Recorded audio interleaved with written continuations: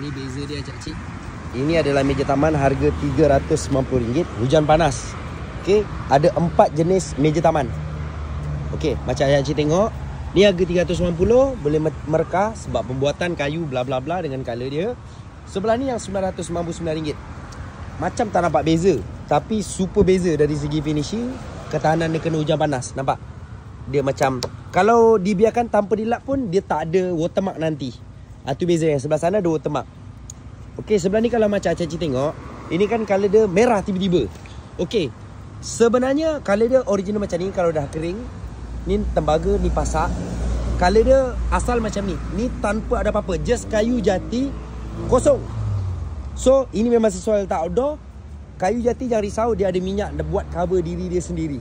So, dia tak rosak. So, cuma bila kena hujan macam ni, bila tak kena hujan macam tu. Manakala cik tengok sebelah ni, nampak tak?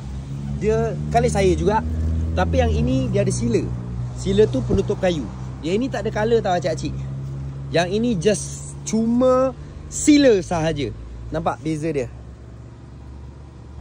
Dia kayu asal dia kalau kena air macam ni. Kalau ada sila dia kekal sikit. Cuma bila ada sila ni, Allah, ui, guru, bila ada sila ni, dia boleh pudar lah. Contoh 2-3 tahun ke apa segala kan. Cuma sebelum dia pudar tu, kayu dia tak rosak lah. Cik boleh ni sila balik. Okey, ni cik tengok ni. Nampak tak? Color dia berubah.